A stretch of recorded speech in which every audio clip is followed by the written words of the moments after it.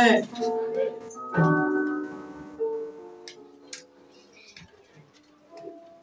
Vous ne savez pas quand une onction d'adoration vient commencer à vous déborder. Et puis vous ne parlez plus comme vous parlez d'habitude. Vous ne priez plus comme vous priez d'habitude.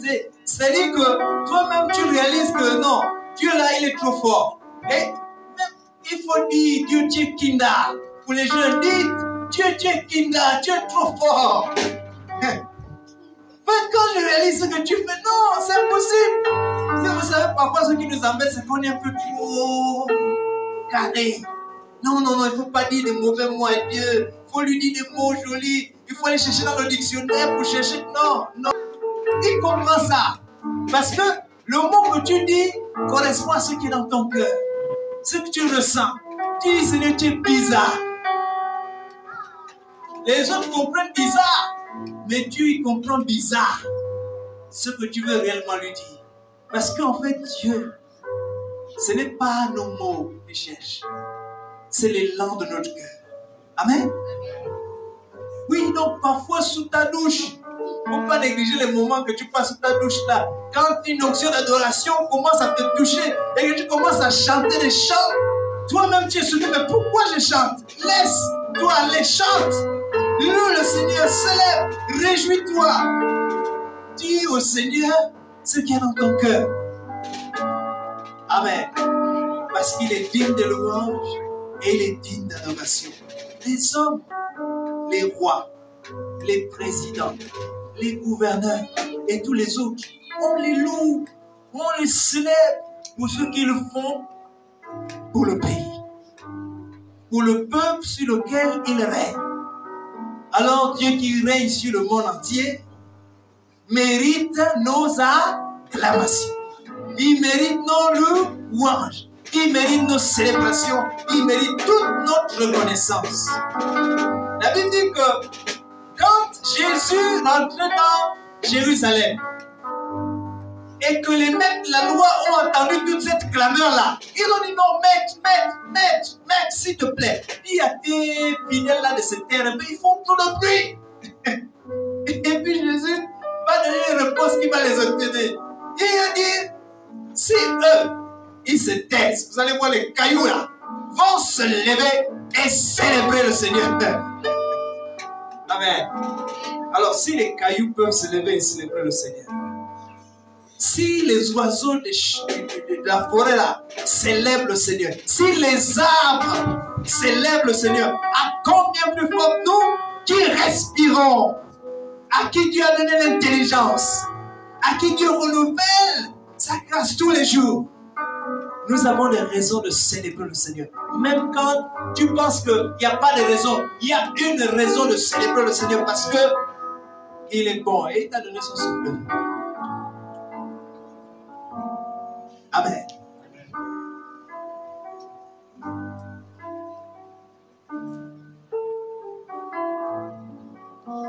Alors, Dieu a accompli une œuvre extraordinaire pour nous sauver. En nous sauvant. Et nous sommes devenus la prunelle de son œil. C'est-à-dire, il tient à nous. Il nous protège. Il nous sécurise. Il veille sur nous. La Bible prend des comparatifs. Comme une mère poule protège ses poussins contre un aigle. Comme la prunelle de ton œil. C'est-à-dire, tu vois, la prunelle, c'est ce qui est à l'intérieur de l'œil. Est-ce que quelqu'un peut venir te mettre le doigt à l'œil facilement? Tu vas accepter. Voilà. Donc, à cause de toi, ça dit personne, si quelqu'un te touche, ça veut dire qu'il est en train de mettre le doigt à l'œil de Dieu. Est-ce que Dieu peut accepter que quelqu'un lui mette le doigt à l'œil? Non. Amen. Donc ce matin, on va aborder un sujet qui va dans le même sens de l'introduction et qui touche un peu les aspects qu'on a vus dernièrement à l'enseignement sur la prière. C'est s'enraciner dans l'amour de Dieu. S'enraciner dans l'amour de Dieu. On va lire Marc.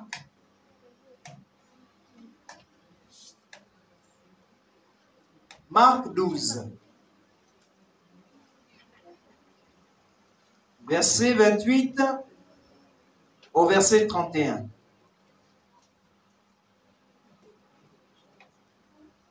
Marc 12, 28 à 31.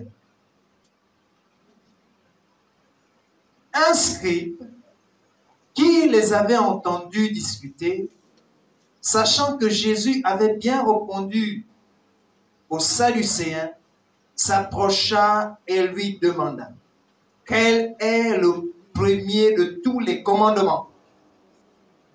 Jésus répondit: voici le premier. Écoute, Israël, le Seigneur notre Dieu est l'unique Seigneur. Tu aimeras le Seigneur ton Dieu de tout ton cœur, de toute ton âme, de toute ta pensée et de toutes tes forces. Voici le second. Tu aimeras ton prochain comme toi-même. Et il n'y a pas d'autre commandement plus grand que cela. Amen. Alors, tu veux réussir ta vie chrétienne, t'enraciner et devenir un disciple de Dieu, un disciple de Jésus-Christ qui accomplit son œuvre. Enracine-toi dans l'amour du Seigneur. Il faut s'enraciner. Vous connaissez un arbre? Les arbres sont extraordinaires. Parfois, tu vas voir un arbre qui n'est pas très grand. Tu dis, mais l'arbre est trop petit. Moi, j'aime bien les citronniers. Les citronniers, souvent, ils grandissent trop lentement. Il est là, il pousse difficilement le papayer. En un an, le gars il a déjà poussé, il a déjà commencé à donner les papayes. Le citronnier il est là, il dure. Tu as planté 1 an, il est là. Il est encore tout petit, 2 ans. Il est là, tout petit, encore 3 ans. Tout petit. Bon, je ne parle pas des nouveaux citrons génétiquement modifiés. Je parle des citrons traditionnels. Bon, le citron sauvage. Pourquoi il est sauvage? Parce qu'il est en Afrique. Non, le citron traditionnel là, lui pour pousser et grandir, c'est dur. Il prend son temps. Mais si tu regardes bien, entre le papayer et le citronnier, lorsque le vent va souffler, qui va résister? Le citronnier. Lui, il prend son temps. Il pousse les racines là-bas. Il pousse les racines. Il envoie les racines jusqu'au profondément dans l'eau, dans la nappe phréatique. Il envoie verticalement, il envoie latéralement, dans toutes les directions. Quand il sait que quand il va commencer à monter là, il est stable. Même si le vent vient le pousser comme ça, à gauche, à droite, devant, derrière, le gars il est là. Voilà. Il ne bouge pas. Le papayer, lui, il est pressé. Il monte. Il dit, il faut que je produise vite. Allez, 1 an. Il pousse, il commence à donner les fruits. Et on mange les papayes. Mais après un moment, comme le papayer qui est devant notre... il commence à se faire attaquer par des parasites. Et dès que le vent souffle, lui là, il est protégé parce qu'il y a les murs là. Mais dès que le vent souffle, le papayer là, tu le vois, il va à gauche, à droite, à gauche, à droite. Et si le vent est fort, il se casse. Ou il se renverse même. Amen. Quel est le secret? Le secret du citron, c'est les racines. Il s'est enraciné. Et le disciple du Seigneur doit s'enraciner dans l'amour de Dieu. Il doit s'enraciner dans l'amour de Dieu. Le texte que nous venons de lire, vous savez, quand Jésus était sur la terre, il y a des gens qui lui tendaient des pièges. Donc, parce qu'il mettait à mal les courants de pensée de l'époque. C'est-à-dire, il y avait des groupes de personnes qui avaient une certaine façon de penser. Et ces façons de penser étaient contraires à ce que Jésus était venu enseigner. Donc Jésus dénonçait leurs enseignements. Il ne les attaquait pas directement. Mais quand il enseigne, eux-mêmes ils se rendent compte que le gars là, il est en train de démonter tous nos enseignements. C'est pas normal. On va aller le bloquer. Il cherche parmi eux le plus sage, le plus intelligent. Il dit, bon, toi, va, tu lui tends un piège de cette manière-là. Et tu vas voir comment il répond. Mais Jésus, il a la sagesse de Dieu, non? Et les dieux, non? Tous les pièges que tu peux faire là, ça n'arrive pas à le renverser.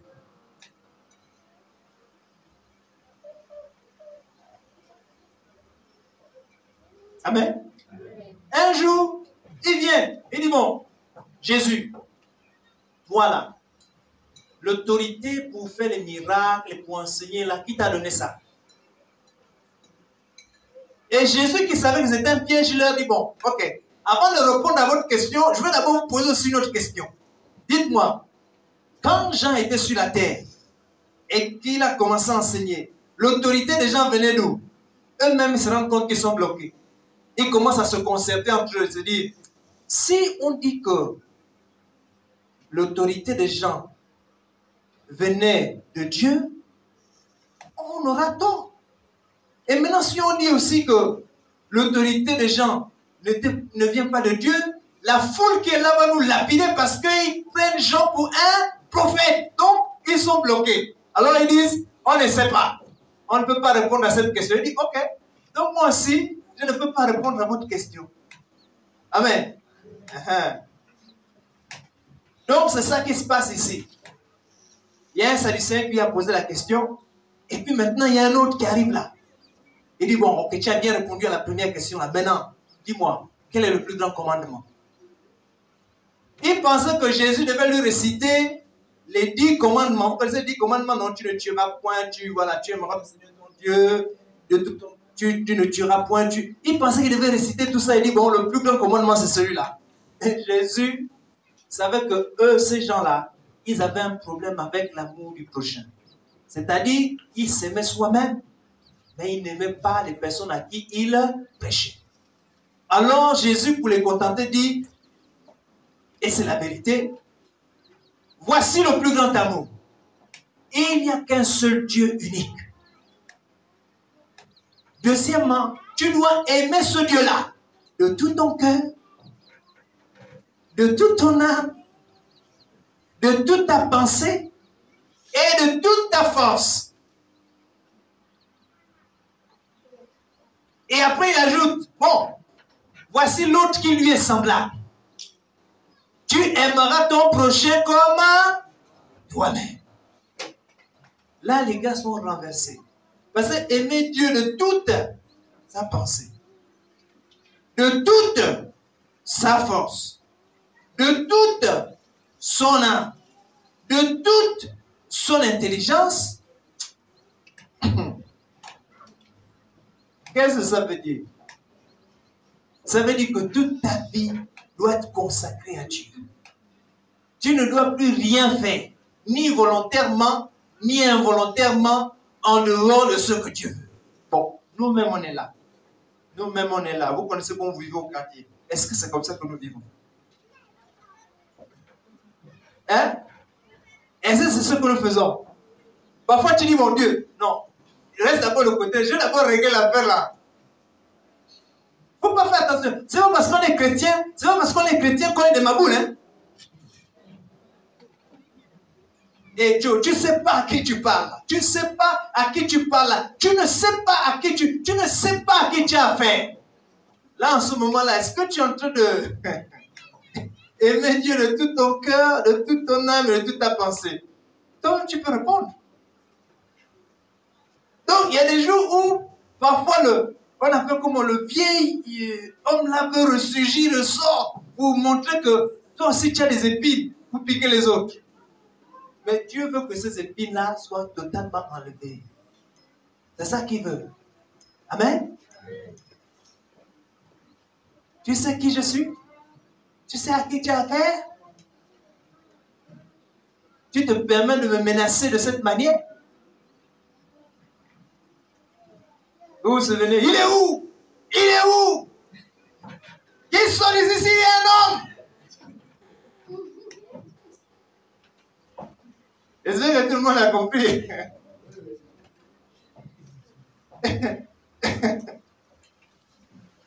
Tu as vu, même les gens intellectuels, même les grandes personnes, ils sortent de leur rond. Et ils commencent à montrer le visage. Ah. Tu aimeras le Seigneur de tout ton cœur, de toute ton âme, de toute ta pensée et de toute ta force. Et tu aimeras le Seigneur, et tu aimeras ton prochain comme toi-même. Alors on va lire un deuxième passage.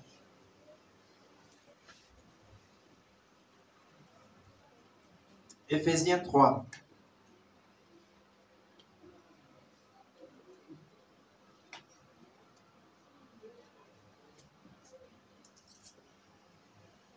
Éphésiens 3 à partir du verset 14. Nous allons le lire. Je vais lire ici dans la version Parole de vie. Je vais lire dans les deux versions. Donc, à partir du verset 14, dans la version Louis II, à laquelle on est habitué. À cause de cela, je fléchis le genou, au verset 14, devant le Père, duquel tire son nom toute famille dans les cieux et sur la terre, afin qu'il vous donne, selon la richesse de sa gloire, d'être puissamment fortifié par son esprit dans l'homme intérieur, en sorte que Christ habite dans vos cœurs par la foi, afin qu'étant enracinés et fondés dans l'amour, vous puissiez comprendre avec tous les saints quelle est la largeur, la longueur, la profondeur et la hauteur, et connaître l'amour de Christ qui surpasse toute connaissance, en sorte que vous soyez remplis jusqu'à toute la plénitude de Dieu. Amen. Dans la version Parole de vie, voici ce qui est dit. C'est pourquoi je me mets à genoux devant Dieu le Père, de qui toute famille reçoit son nom dans les cieux et sur la terre. Oui, je lui demande de vous rendre fort par son esprit, tellement sa gloire est grande. Ainsi, vous pourrez être des chrétiens solides, que le Christ habite dans vos cœurs par la foi. Plongez vos racines dans l'amour et soyez solidement construits sur cet amour. Je reprends. Plongez vos racines dans l'amour et soyez solidement construits sur cet amour. Alors, vous serez capable de comprendre avec les chrétiens la longueur, la largeur, la longueur, la hauteur et la profondeur de l'amour de Christ. Vous connaîtrez cet amour qui dépasse tout ce qu'on peut connaître. Vous recevez toute la vie de Dieu et il habitera totalement en vous. Amen. Amen. Voilà. Enracinez-vous dans l'amour. L'apôtre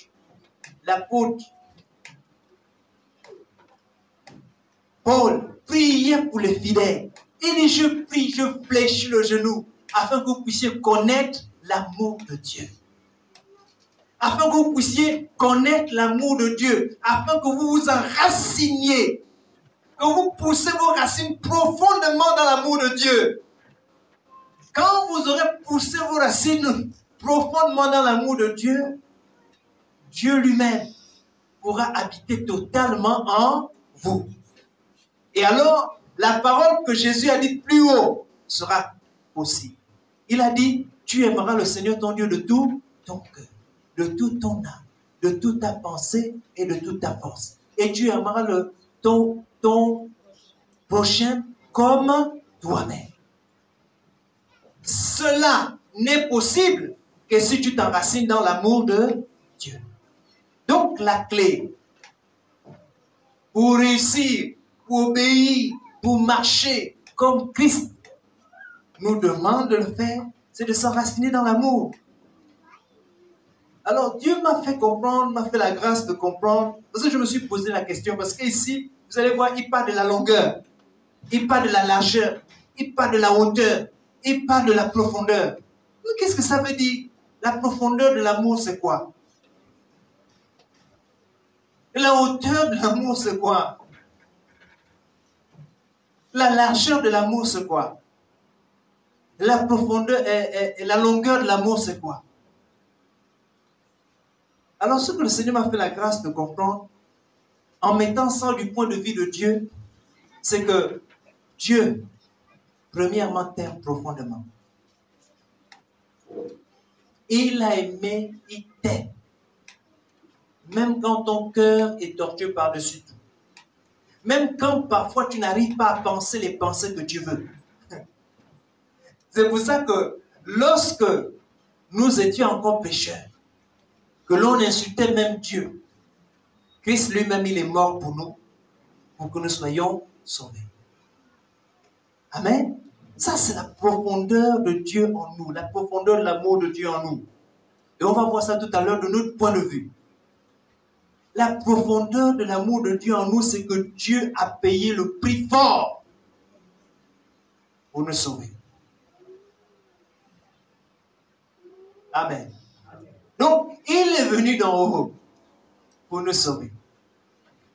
La hauteur de l'amour de Dieu, selon ce que le Seigneur a fait la grâce de comprendre, c'est que il nous permet de le connaître, de savoir qui il est, de s'adresser à lui comme un père. C'est pour ça quand nous prions et nous dites notre Père qui est aux cieux. Vous savez, j'ai eu la grâce d'avoir un père. Il y en a qui n'ont pas eu la grâce de connaître leur papa. Mais l'absence d'un père est catastrophique dans la vie d'un enfant. Même si cet enfant est devenu grand et que lui-même il est devenu père. C'est catastrophique. Alors Dieu s'est révélé à nous comme étant le Père qui nous aime. Et c'est ça la hauteur. Le Père qui nous aime. Si personne ne t'aime, si tout le monde t'a abandonné, si même ton père t'a abandonné, et même encore pire, si même ta mère t'a abandonné, si elle a osé, malgré son cœur de mère, te jeter à la poubelle, Dieu là, il t'aime. Amen. Donc, ça veut dire que si tu n'avais plus de valeur pour personne, tu as de la valeur pour Dieu. Si personne ne pouvait te considérer parce que tu as été transformé comme une chose, on t'a considéré maintenant comme quelque chose d'insignifiant. Dieu, il t'aime. Et ça, c'est la hauteur de l'amour de Dieu. Nous, les hommes, on aime par intérêt. Vous savez? Et moi, je t'aime, toi, tu me donnes quoi? Je t'aime, toi, tu me donnes quoi? Si tu me donnes rien, je ne t'aime pas. Dieu, lui, n'est pas comme ça. Même quand on ne donnait rien à Dieu, Dieu nous a aimés. Et puis, même lorsqu'on méprisait Dieu, il nous a aimés. Même au moment où on crucifiait Jésus-Christ à la croix, on l'a cloué les pieds, les mains, avec des grosses pointes, et que les gens étaient en train de cracher sur lui. On a mis la couronne d'épines, on l'a frappé sur le côté. Il y a même un qui a pris la lance, il a percé sur le côté, son sang a coulé, et les gens se moquaient de lui. Qu'est-ce qu'il a trouvé à dire? Vraiment, non, l'affaire là est trop compliquée. Il dit, Père, pardonne-leur. Ces gens-là, ils ne savent pas ce qu'ils sont en train de faire. Jésus. Vraiment. Moi, si j'avais le pouvoir de Dieu, j'ai le feu. Mais attends, les gens sont en train de me faire souffrir, tu penses que moi je me dis, pardonne-leur. Je dis, Père, le feu de Dieu descend et consume tous ces gens-là. Attends, vous ne connaissez pas nos prières? Est-ce que vous ne connaissez pas nos prières? Quand tu penses au gars qui t'a fait du mal, là-haut, la personne qui t'a fait du mal, dis Seigneur, que le feu, Seigneur, que le feu consume, qu'il soit torturé jusqu'à ce qu'il se répande. Est-ce que c'est ce que Dieu t'a dit de prier? Hein? Dieu, regarde, lui-même, il est en train de souffrir sur la croix, il dit, Père, pardonne-leur parce qu'ils ne savent pas ce qu'ils font. Mais nous, nos prières là, si Dieu a exaucé toutes les prières des chrétiens, franchement, le monde serait déjà en feu. Non? Heureusement, il écoute. Et puis, il convertit ça en quelque chose. Ça dit, il convertit ça à la pensée profonde que tu as. Heureusement, on a le Saint-Esprit qui transforme nos prières. Et que Jésus est là auprès de Dieu, il écoute, et puis après, il transcrit. Vous connaissez? Vous connaissez l'interprète, non? Voilà, toi, tu parles avec tous tes mots et tout, la haine que tu as, la jalousie aussi. Jésus prend tout ça là et il transfère au Père pour dire non, vraiment. En fait, non, tout ce qu'il voulait dire là, il voulait simplement dire qu'il souffre beaucoup. Qu'il a besoin que tu interviennes en sa faveur. Jésus a résumé tous les mots, tous les mots que tu as voulu dire. Amen. Amen. Voilà, donc ça c'est la hauteur de l'amour de Dieu. Et nous, pour grandir avec le Seigneur, nous devons nous enraciner dans l'amour. Nous devons saisir qu'en fait, l'amour de Dieu qu'il nous a donné est au-delà de l'amour que n'importe qui dans le monde, sur la terre, peut nous donner. Si tu n'es pas capable d'aimer, laisse l'amour de Dieu t'envahir et tu verras que tu seras capable d'aimer. Je me souviens quand j'ai rencontré ma femme et qu'il fallait que je l'épouse, j'avais déjà subi plusieurs échecs en amour. Pour les jeunes et même pour les moins jeunes, ceux qui ont l'expérience, ils savent que les échecs en amour sont très douloureux. Et ça détruit les vies. Un cœur brisé, oh non, le cœur est brisé. Le cœur brisé n'est plus capable d'aimer. Parce qu'il est brisé. Est-ce que vous avez vu un verre brisé qui peut encore contenir de l'eau? Voilà. Un verre brisé ne peut plus contenir de l'eau. Donc, il était tellement déchiré, malmené par les échecs que c'est impossible d'aimer. Il faut le reconstruire. Il faut prendre la colle et le coller. L'autre a dit l'amour est comme un œuf, non? Voilà. Et une dame là qui a chanté, elle a dit l'amour est comme un œuf.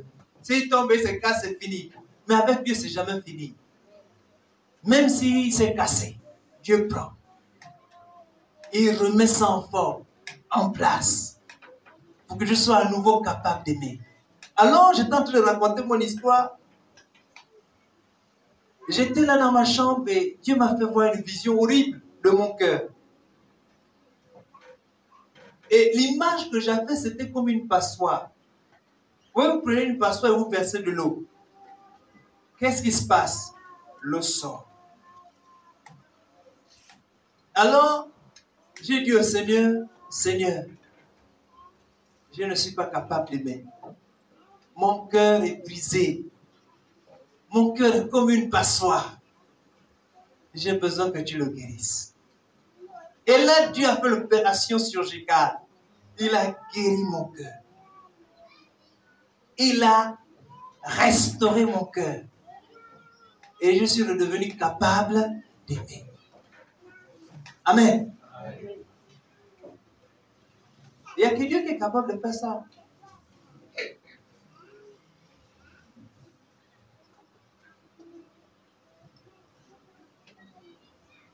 Donc, on parle de la hauteur de l'amour de Dieu. dans notre vie chrétienne, il y a deux choses qui déterminent tout le reste. C'est la profondeur et c'est la hauteur de l'amour de Dieu. Dieu est descendu jusque dans la terre pour que nous soyons sauvés. Et Dieu nous a permis, nous, de nous élever jusqu'à lui et de comprendre qu'il nous aime profondément.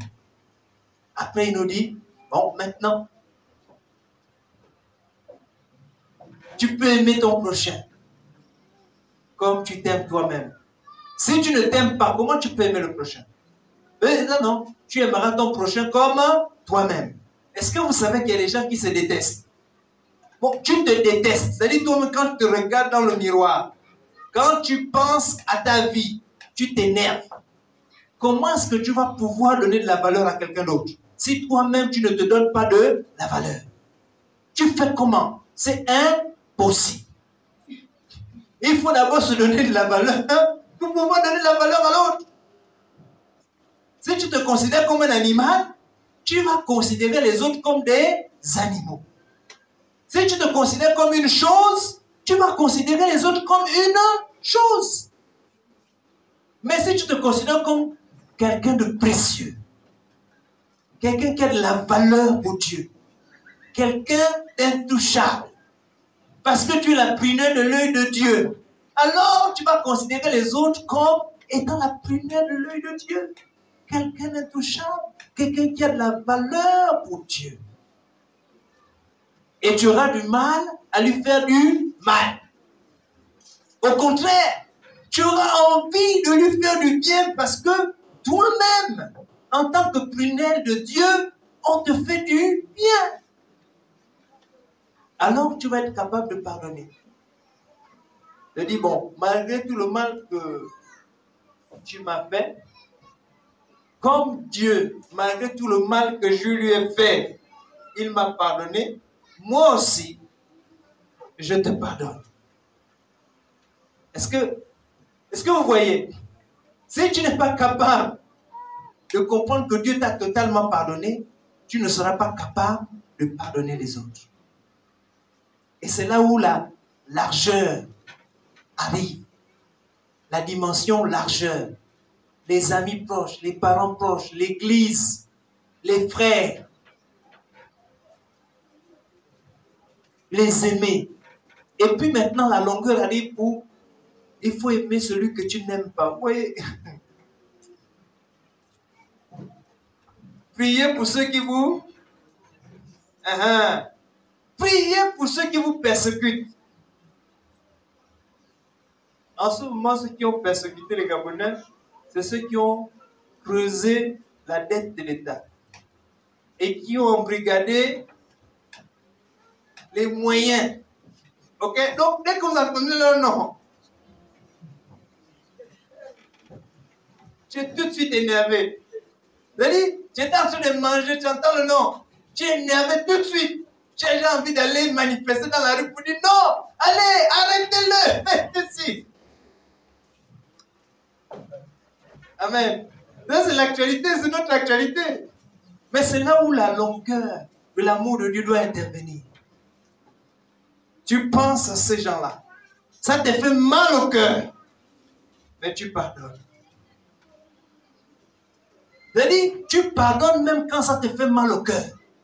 Parce que le pardon n'est pas un sentiment. Le pardon, c'est une décision. Tu décides de pardonner. L'amour, c'était une décision, c'est un engagement. Tu dis, même si ces gens-là m'ont fait mal, je décide de les pardonner. Je décide de les aimer. Il y a des mots, parfois, dans les circonstances, c'est difficile à sortir. C'est-à-dire, tu as envie de dire, mais ton cœur dit, non, arrête. Ne dis pas ce que tu veux dire là. Ne dis pas que tu l'aimes parce que tu ne peux pas l'aimer. Il n'est pas aimable. Il n'est pas du tout aimable. Arrête ce que tu veux dire là. Arrête ton âme. Vous voyez, dans notre cœur, il y a notre cœur où Dieu habite et puis il y a notre âme où nous-mêmes nous gérons. Donc, dans le cœur, l'amour a envie de sortir. Mais dans l'âme, il te dit arrête, tu ne peux pas aimer ce gars. Il n'est pas aimable. Tu as vu ce qu'il fait? C'est impossible d'aimer un tel type. Depuis quand tu as vu qu'on va aimer quelqu'un qui tue? Depuis quand tu as vu qu'on va aimer quelqu'un qui méprise les gens, tu ne peux pas l'aimer. Arrête ce que tu es en train de faire. Donc, c'est le combat qu'il y a dans ton cœur. C'est-à-dire, tout dehors est calme. Mais dans ton cœur, là, c'est agité parce qu'il y a un combat entre l'amour que tu dois manifester pour la personne en face et ton cœur et ton âme qui est en train de dire non, tu ne dois pas l'aimer. Il n'est pas aimable. Alors, si tu es enraciné dans l'amour de Dieu, qu'est-ce qui va se passer? L'amour qui habite en toi va se manifester. Et tu vas être capable d'aimer même celui qui t'a fait du mal. Mais comment tu peux être capable d'aimer même celui qui t'a fait du mal? Il faut d'abord que l'amour de Dieu t'envahisse. Il faut que tu sois rempli de l'amour de Dieu dans toutes les dimensions. Dieu a tellement aimé le monde qu'il a donné Jésus-Christ, son Fils, afin que quiconque croit en lui ait la vie éternelle et qu'il ne périsse pas. La Bible dit encore que c'est alors que nous étions encore pécheurs que Christ est mort pour nous. Nous étions encore pécheurs. C'est à ce moment-là qu'il est mort pour nous sauver. Donc, pendant que tu t'es en train de l'insulter là, lui, il est mort pour te sauver. Pendant que tu es en train de se moquer de lui, et nous, quand on était jeunes, on se moquait des chrétiens. On allait à l'église pour jeter les pétards dans l'église. Elle rit. Elle ne sait pas que nous, on était capables de faire ça. On était ados, jeunes. On fait des folies. Pendant que je faisais tout ça là, Dieu, Jésus-Christ, avait déjà payé le prix pour mon salut. Amen.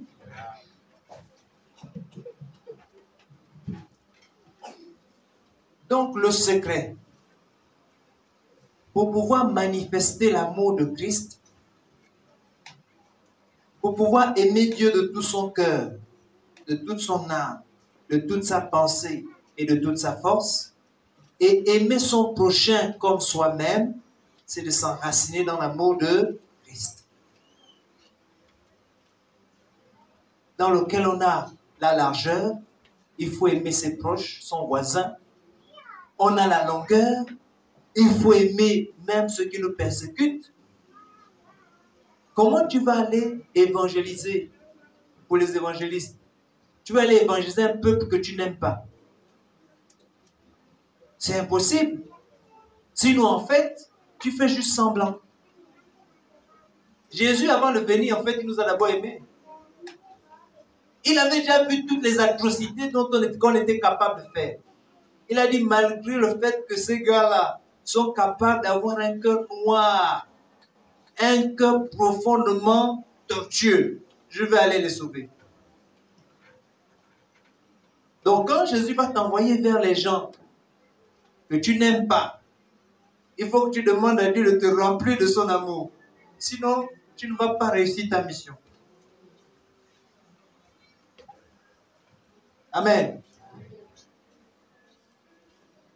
Comme nous, quand on fait l'évangélisation, on stigmatise toujours les sorciers.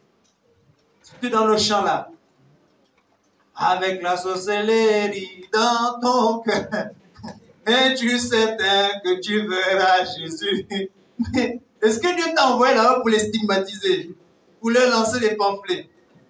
Dieu t'a envoyé là-bas pour les aimer, pour montrer que malgré tout ce que vous faites là, l'amour de Dieu manifesté par Jésus-Christ est plus grand et est capable de te toucher. Mais nous, on va avec nos chants bizarres et on les menace. Le feu sur vous. Mais tu envoies le feu aux gens de Jésus, pour lesquels Jésus est venu mourir. Ah, nous, on est bizarres. Hein? Non, mais parce qu'on ne comprend pas. Est-ce que vous savez qu'on n'est pas les premiers? Les fils des Zébédée ont dit ça à Jésus. Il dit, Jésus, ces gens-là, est-ce que tu veux qu'on prie, on invoque le feu pour que le feu les consume? Les fils, c'est-à-dire les disciples, les apôtres qui étaient avec Jésus, ils étaient comme nous. Hein. Ce n'étaient pas des gens extraordinaires, ils étaient comme nous. Ils ont vu que les gens là, les énervaient trop. Il dit, Jésus, est-ce que tu veux qu'on invoque le feu? Comme ça, tout cela va être consumé. Et Jésus lui dit, vous ne savez pas ce que vous demandez. Vous ne savez pas ce que vous demandez. Mais ces gens-là, c'est des gens pour qui Jésus était venu. C'est des gens pour lesquels Jésus avait quitté le ciel, qu'il avait foulé le pied, qu'il avait foulé la terre, et qu'il était en train de marcher de village en village, de ville en ville pour sauver. Mais pourquoi vous allez invoquer le feu sur eux? S'ils sont consumés, ils vont mourir, ils vont en enfer avec leur péché. Ils doivent être sauvés. Il n'y a que l'amour pour nous amener à raisonner comme ça.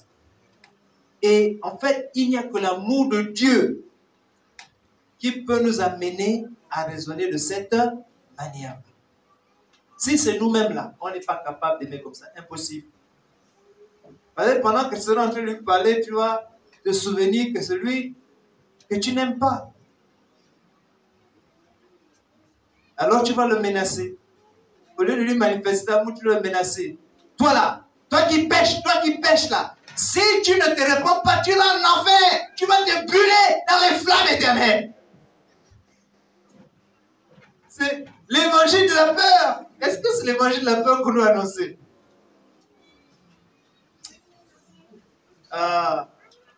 Non, Dieu nous aime, il nous a tellement aimés. Et ces 4 dimensions de l'amour doivent être manifestes. Et la profondeur, c'est notre cœur. En fait, la clé, c'est notre cœur. Dieu doit être enraciné dans notre cœur et changer notre pensée. C'est pour ça que parfois, quand on prie, on a enseigné ça mercredi, priez pour vous-même, priez pour vos cœurs, priez pour notre cœur, parce que parfois on est méchant. C'est-à-dire, qu'est-ce que je veux dire? Notre cœur est méchant. Notre cœur est dur. Il a tendance à accuser les autres. Il a tendance à montrer que les autres ne sont pas des personnes de bonne vie. Il a tendance à prouver que nous, on est meilleurs que les autres. Notre cœur a tendance à faire ça. D'où la nécessité de prier pour que le Seigneur change ton cœur. Seigneur, change mon cœur. Et le roi David était fort dans sa voix. Il dit, sonde-moi, ô Dieu, et connais mes pensées. Regarde si je suis sur une mauvaise voie, s'il te plaît, et conduis-moi sur la bonne voie, sur la voie de l'éternité. Vous voyez comment l'apôtre, comment le roi David, il priait parce qu'il savait que parfois son cœur là, il était trop bizarre. C'était un guerrier. Il pouvait venir comme ça, il dit, bon les gars, massacrez tous ces gens-là, massacrez-les, massacrez-les. Et ces soldats, dès qu'il avait dit la parole, ils exécutent. Et un jour, la femme de Nabal a dit non. Non, mec, s'il te plaît. Tu es un grand roi, tu es un grand... Tu ne peux pas t'abaisser jusqu'à Nabal. Laisse-le la vie. Parce qu'il avait décidé ce jour-là, parce que Nabal avait refusé. C'est dans l'histoire. Hein. Il était en train de faire ses conquêtes. Et il est venu, ses soldats avaient faim. Il est venu. Il a demandé à Nabal la nourriture. Nabal a dit, je ne te donne rien. Il a dit, ok. Je jure sur le nom de l'Éternel et sur mon propre nom. Ce soir-là, Nabal et toute sa famille ne vont plus vivre. Aujourd'hui, on les massacre tous. Tu sais quoi, il était colérique. On les massacre tous. Et la femme de Nabal qui savait que si elle ne faisait rien, elle-même aussi, elle passait à la trappe. Elle est venue, elle a pris la nourriture, elle a amené à ses serviteurs, elle est venue s'agenouiller et dit, vraiment, s'il te plaît, tu es un grand seigneur. Nabal, c'est un fou, mon mari. Mon mari, Nabal, c'est un fou. Donc, laisse ce fou-là tranquille. Et elle est venue parler avec sagesse, parce qu'elle savait que c'était fini. Ils étaient morts tous. Elle dit, Nabal, c'est un fou, il ne sait pas ce qu'il raconte. Laisse-le. Voilà, je t'ai apporté les présents. Et la Bible dit que le cœur de David s'est apaisé. Donc, parfois quand il priait, là-bas, les prières profondes qu'il fait là, c'était aussi son cœur. Il dit, Seigneur, sonde-moi. Regarde mon cœur. Si je suis dans une mauvaise voie, s'il te plaît, ramène-moi sur la bonne voie. Souvent, nous, on est toujours en train de prier pour demander les bénédictions. Non, prions aussi pour que Dieu change notre cœur. Parce qu'en fait, la première chose que Dieu fait quand il vient dans nos vies, c'est de changer notre cœur. Afin que ce soit un cœur qui correspond à ce qu'il veut. Afin que ce cœur soit à l'image de ce que Dieu veut. Amen.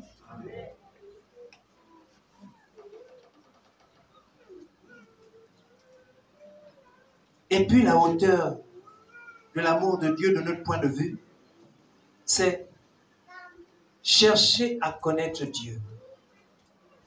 Chercher à connaître Dieu de mieux en mieux chaque jour.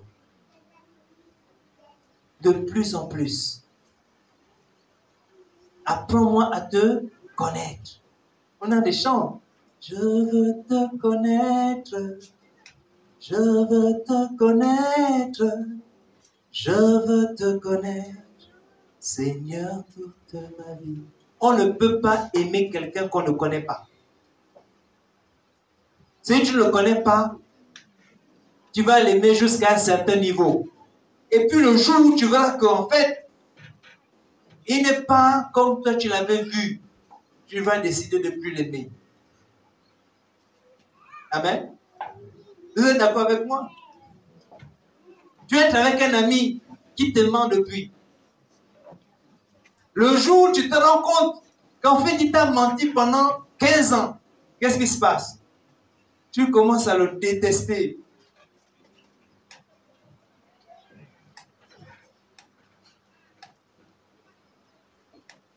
Vous savez aussi les garçons menteurs.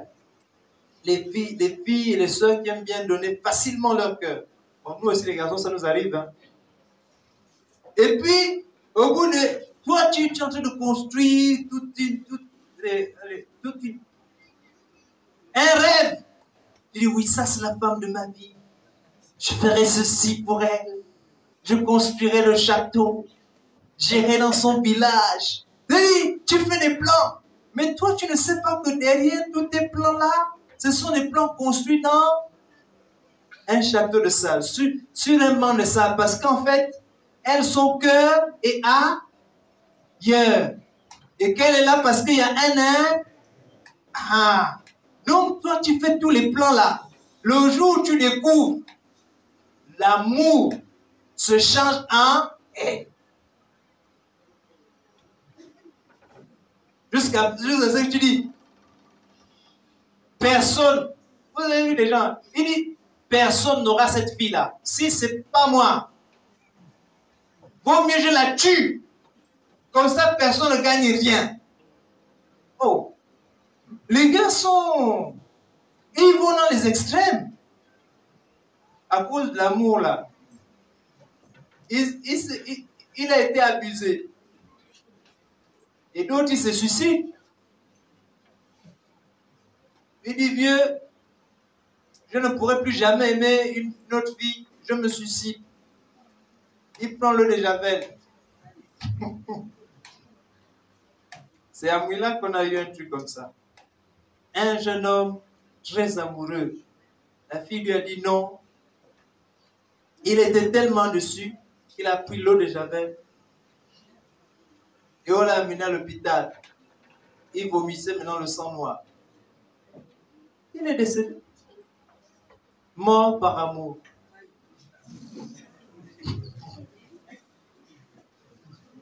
Qu'est-ce que vous voulez que je dise? Mort par amour. Il aimait tellement cette fille-là qu'il ne pouvait pas faire autrement que de se tuer. Non, ça, ce n'est pas l'amour de Dieu. Frère, si tu es attrapé par un amour comme ça, dis-toi déjà que tu es déjà inspiré par le diable. C'est plus Dieu. L'amour de Dieu pardonne.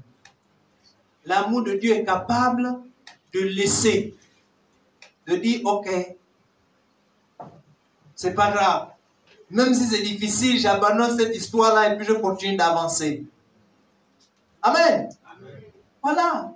Et Dieu te donne la force d'avancer. On a vu qu'en fait, tu vas t'enraciner dans l'amour de Dieu au point d'être capable de connaître Quelle est la profondeur? Quelle est la hauteur? Quelle est la largeur? Quelle est la longueur de l'amour de Dieu? Et en faisant cela, on va lire les 2 derniers versets, 18 et 19. Alors vous serez capable de comprendre avec tous les chrétiens la longueur, la largeur, la hauteur et la profondeur de l'amour de Christ. Vous connaîtrez cet amour qui dépasse tout ce qu'on peut connaître. Vous recevrez toute la vie de Dieu et il habitera totalement en vous. Amen. Ok, on va prier. Si tu sens que dans une partie de ta vie, l'amour de Dieu n'est pas manifesté, que tu as encore le problème à aimer le prochain, c'est-à-dire ton voisin, ou ton frère, ou ton oncle, ou ta tante, que tu les détestes, commence à demander à Dieu, Seigneur, s'il te plaît, guéris mon cœur. Aide-moi à pardonner.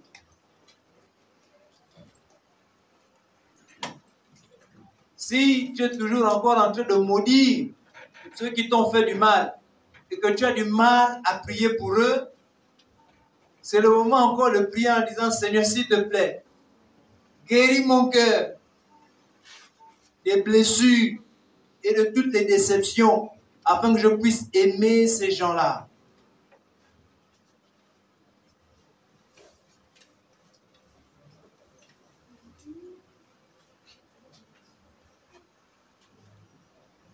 Si tu vois encore que tu es toujours ou souvent maître de ton cœur et que lorsqu'il s'agit de t'engager pour Dieu, tu préfères faire tes choix qui correspondent à ce que toi tu souhaites, tu as encore la possibilité de prier.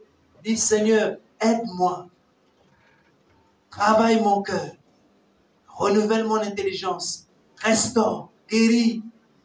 Si tu as été déçu par la vie et que tu n'es plus capable, peut-être même déçu par les hommes ou par les femmes, que tu n'es plus capable de donner de l'amour ou de recevoir de l'amour, alors tu peux prier, dire, Seigneur, s'il te plaît, guéris mon cœur, restaure. Et nous avons besoin de connaître davantage Dieu de mieux en mieux.